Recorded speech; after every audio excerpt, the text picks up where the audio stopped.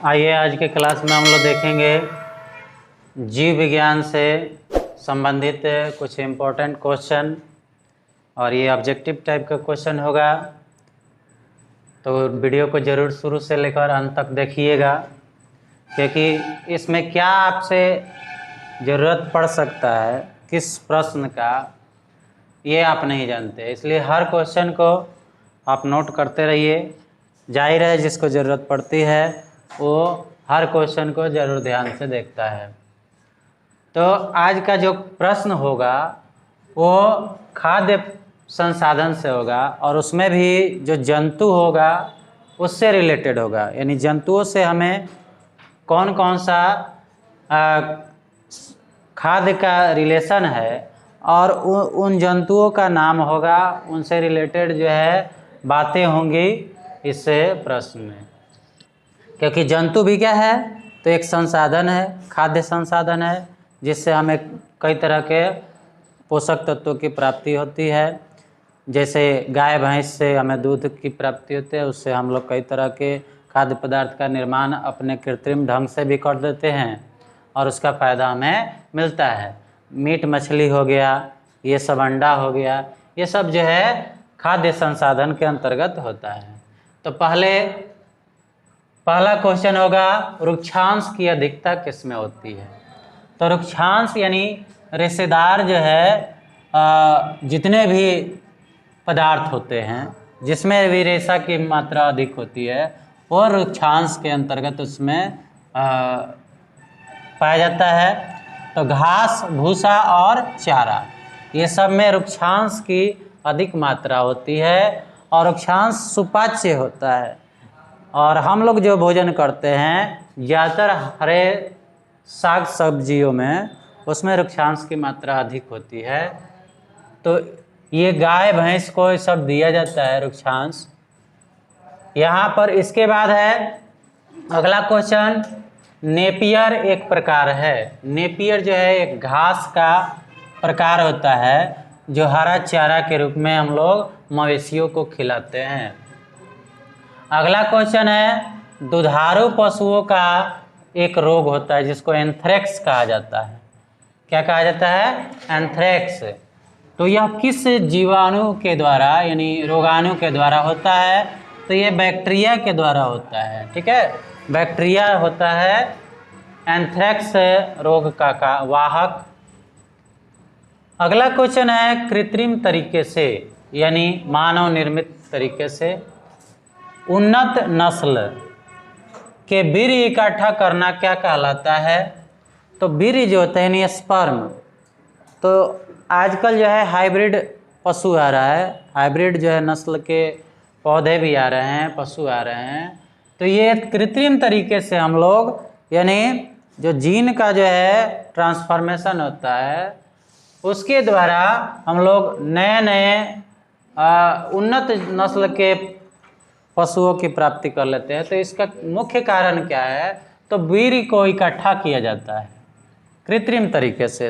यानी जो उन्नत नस्ल के पशु होते हैं उनका वीर्य एक जगह इकट्ठा किया जाता है, और उसी वीर्य को दूसरे पशु में ट्रांसप्लांट कर दिया जाता है, जिससे उसका नस्ल जो होगा वो भी उन्नत नस्ल का हो जाएगा।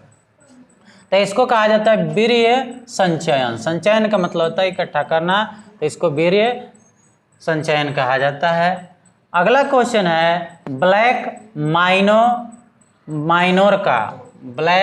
माइनोर का एक नस्ल है। तो ये मुर्गियों का एक नस्ल होता है, कई बार ये क्वेश्चन पूछा जा चुका है। भारतीय नस्ल साहिवाल, यानी भारतीय नस्ल जो है साहिवाल होती है, गाय का नस्ल है साहिवाल, सबसे अधिक दूध देने वाली होती है। और एक स्विट्जरलैंड की नस्ल है ब्राउन स्विस, से विकसित की गई संकर नस्ल की गाय है। तो इन दोनों को क्या कर दिया गया? हाइब्रिडाइजेशन करा दिया गया, यानी संकरण करा दिया गया, और इस संकरण से जो नया नस्ल तैयार हुआ उसको करण स्विस के नाम से जाना जाता है। करण स्विस यानी भारतीय नस्ल की साहिवाल और स्विट्जरलैंड की नस्ल जो है ब्राउन स्विस दोनों को मिला के एक नई नस्ल की उत्पत्ति हुई जिसको करण स्विस नाम दिया गया। अगला क्वेश्चन आता है पॉम्फ्रेट है, क्या है ये पॉम्फ्रेट? तो ये समुद्री मछली होती है, इसको दे देगा कि खारे पानी की मछली, ये भी सही हो जाएगा। अगला क्वेश्चन है शहद का निर्माण करती है, तो देखिए शहद में ये जो छत्ता होता है शहद का, तो उसमें कई तरह की मधुमक्खियाँ, रानी मधुमक्खियाँ, सेवक मधुमक्खियाँ, सहायक जिसको कहते हैं, कार्यकर्ता मधुमक्खियाँ। तो इसमें कार्यकर्ता या सेवक मधुमक्खी जो है वो शहद का निर्माण करती है और सबका कंट्रोल जो है रानी मधुमक्खी जो है वो करती है। ठीक है। अगला क्वेश्चन है जंतु उत्पादित खाद्य पदार्थ में किस पोषक तत्व की मात्रा ज़्यादा होती है? यानी पोषक तत्व कई तरह का होता है, जैसे कार्बोहाइड्रेट हो गया, वसा हो गया, प्रोटीन हो गया, विटामिन हो गया, ये सब जो है पोषक तत्व के अंतर्गत आता है, जिससे हमें तरह तरह की जो है एनर्जी मिलती है और शरीर के लिए बहुत ही सब जरूरी होता है।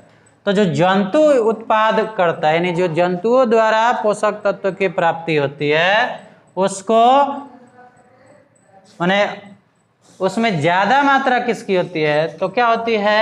तो प्रोटीन की ज़्यादा मात्रा होती है। अगला क्वेश्चन है रोड्स क्या है? तो रोड्स जो है एक घास होता है जिसका हम चारा के रूप में पशुओं को खिलाते हैं।